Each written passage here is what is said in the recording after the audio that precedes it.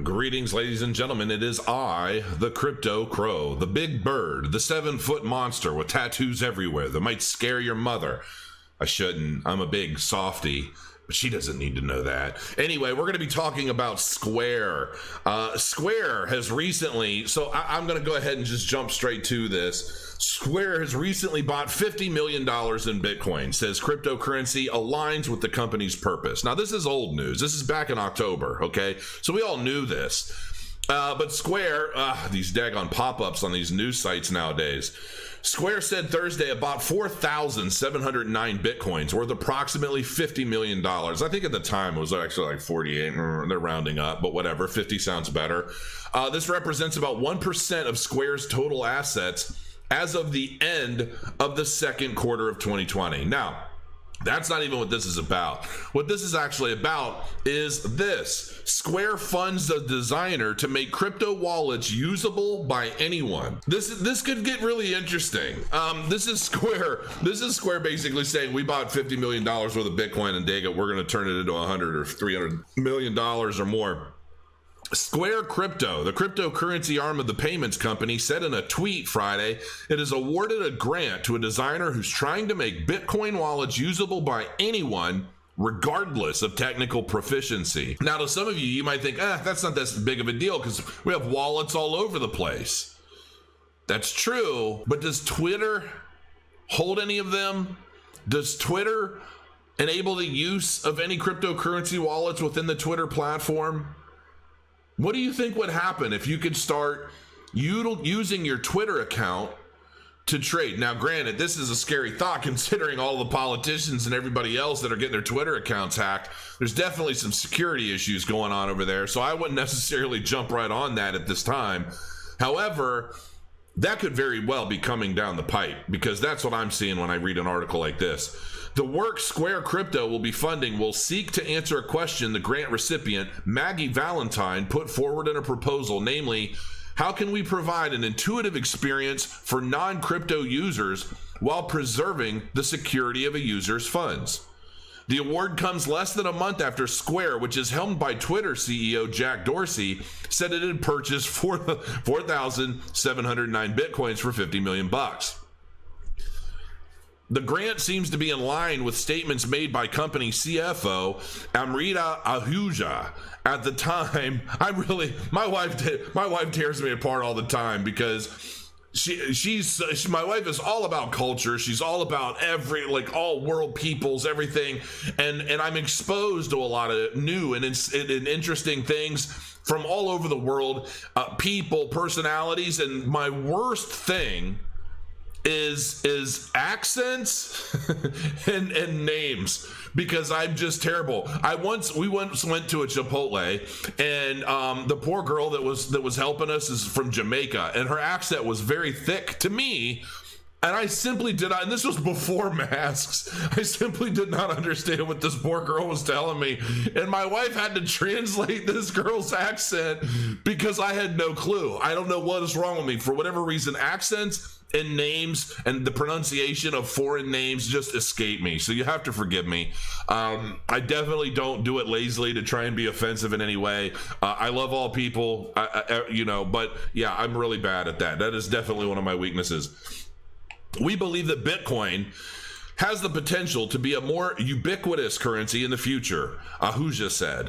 For a company that is building products based on a more inclusive future, this investment is a step on that journey. A more inclusive future that includes Bitcoin would also seem to be a more profitable one for Square. The company's Cash App has been a major revenue driver for the publicity or for the publicly traded fintech. So here's the thing on that. To me, there's some confusion because I'm thinking to myself, this company, headed by Jack Dorsey, and the CEO of Twitter, they're bullish on Bitcoin, which is a decentralized blockchain currency, right? Yet Twitter takes it upon themselves to really censor so many people for so many different reasons, primarily on a political level. So while I love the fact that they support blockchain technology, Why don't they support all decentralization? And why does it seem like kind of a hypocritical thing to say, well, we support blockchain and we support Bitcoin, we're going to buy a whole bunch of it, and then start developing things that makes it easier for people to access it and utilize it. But when it comes to everything else, we're going to censor you, and we're going to be kind of iron-fisted about what you put out to the public. And, there's another YouTuber out there that I've seen recently who talks a lot about a lot of these social media platforms and the very nature of how they act for different reasons. And these, all of them are acting much more like publishers instead of platform. A publisher dictates what is published and what isn't.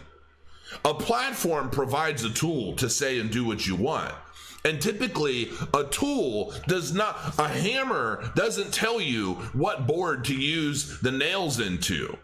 You know what I mean? So it's very, I'm really expecting to see some changes in the way a lot of these social media platforms operate in 2021. I believe that a day of reckoning is coming because I don't really. It's like, I want to support Square. I want to support them and say, I love what they're doing. I love, how they want to innovate. They want to help the space. They want to help adoption. I mean, realistically, they just want to help, protect their investment, right? I mean, it's a sizable investment, and I don't blame them for doing what they're doing. But I feel like you're talking out of two sides of your mouth. And, those that know and those that understand the one side, but maybe they're ignorant to the other. I don't know. It gives me a weird, eerie feeling. Like, stop censoring everybody out there. And, maybe there's some governmental influence in the way these social media platforms are operating today. And to some extent, they'll be protected. I mean, they already have some of that protection, but they're not acting in line with what a lot of these legal cases are. They are actually acting like publishers, in my personal opinion. So who is held responsible? But on the flip side, when these platforms or tools allow people to say and do anything in the world, anything that they think of, it's those platforms that are getting sued.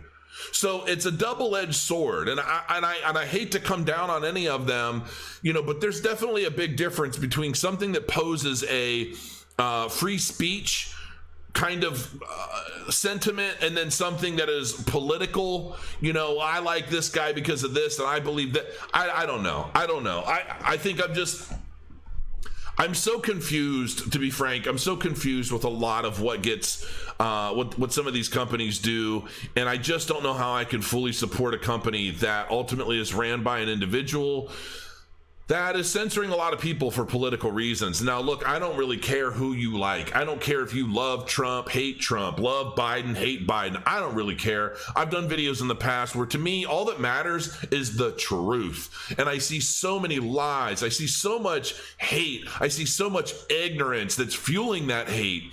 And it's going back and forth. And people, look, we're all being divided for a reason. We're all being divided because the more divided we are, the less powerful we can be, and the less strength we have in making real change in the world around us. So just keep that in mind the next time you read some headline and start running off at the mouth on Facebook or Twitter. We're all lemmings. You know what I mean? So, ultimately, though, this is great for Bitcoin, but I'd really like to see the nature of decentralization more applicable to social media. And that's one of the reasons why I use SoMe. I mean, quite frankly, and that's not a paid plug, I like the SoMe platform, and they're building onto it. They're doing a lot of different stuff. There's a link in my description if you're interested. But that's what I'm looking for. I want one of these decentralized, one of these blockchain-based social media platforms to take over. I'm done with the censorship, and I do believe there's a difference between freedom of speech and maybe being wrong in your opinion, which I still believe. Be ignorant. You want to be publicly ignorant, that's fine. I don't think you should be censored for that. I think the only things that should ultimately be censored are security-related issues. I don't think fraudulent stuff, scams, anything that's going to take advantage of people, that kind of stuff needs to be kicked off. That needs to be addressed and remedied. But everything else, You want to look stupid on the internet, look stupid on the internet. That should be your choice. That should be a big part of the freedoms that we enjoy in this country. And ultimately, it's the reason why so many men and women have died in service for this country, so that we have those freedoms. And I feel like, it's not really up to a corporate regime to take those freedoms away from us and ultimately silence us for having whatever opinion it may be. I don't care who you like. I don't care who you hate. You should have the right to be able to say whatever it is you want to say openly and to the public without being censored. So on that note, see you guys soon. Crow your coins and have a good day.